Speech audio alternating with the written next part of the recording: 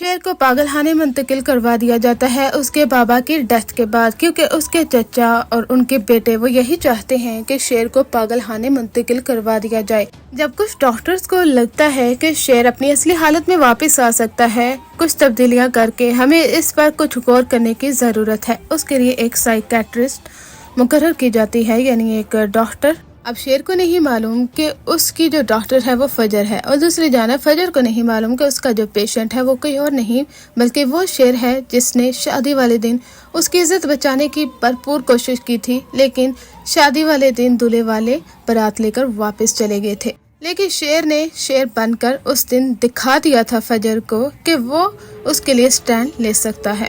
अब फजर जो कि बाबा की बातों को याद करती है, क्योंकि उसके बाबा ने उसे कहा है कि मैं तुम्हें इस सूरत में कबूल करूंगा कि तुम उस घर से बदला लोगी। जिन लोगों ने तुम्हारी इज्जत पर हाथ डालने की कोशिश की है ना, जिन लोगों ने हमें बदनाम किया है, उन लोगों से तुम बदला लोगी। अब यहाँ पर फजर सोचती है कि क्या वो इन लोगों से बदला ले सकती है? क्या वो शेर जिसने उसकी जान बचाई थी, क्या वो उसे मार डाल सकती है? क्योंकि आगे जाकर दिखाया जाता है कि उसके बाबा को जब मालूम हो जाएगा कि उस हॉस्पिटल में कोई और नहीं बल्कि शेर है, तो उसके बाबा कहते हैं कि फजर तुम्हें उसे जान से मार डालना होगा, क्योंकि मैं बर्दाश्त नहीं कर सकता कि हमारी बेटी उसका इलाज करे या उसका ट्रीटमेंट इस तरीके से करे कि वो अपनी असली हालत में वापस आ जाए।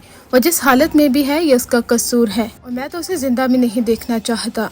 वहाँ पर फजर अपने बाबा से कह देती है कि बाबा आप फिक्र मत करें, मैं अपने हाथों से उसकी जान लूंगी। यहाँ से फजर का कड़ा इम्तिहान शुरू होता है, क्योंकि इधर शेर आहिस्ता आहिस्ता अपनी हालत से वापस आना शुरू हो जाता है अपनी जिंदगी की तरफ। वो उसे कहता है कि तुम तो मुझे जान से मार डालोगी, क्योंकि तुम्हारे बाप ने तुम्हें हुक्म जो दिया है। फजर कहती है कि मैं तुम्हारी जान नहीं ले सकती। वो कहता है कि तुम मेरी जान नहीं लोगी, तुम लोग तो हमारे दुश्मन हो, क्यों नहीं मेरी जान लोगी तुम?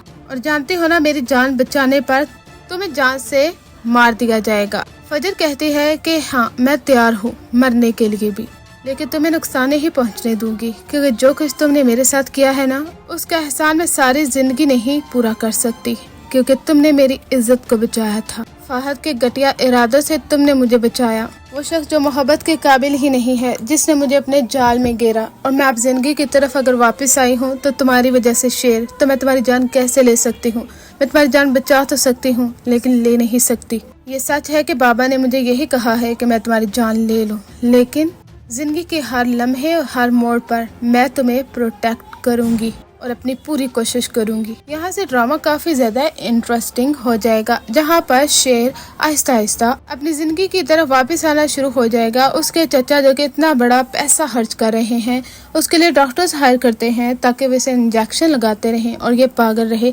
लेकिन फजर उसे उन सारे इंजेक्शन उन सारी मेडिसिन से बचाती रहती है। फजर और शेर के लिए एक हार्ट कमेंट सेक्शन में दें।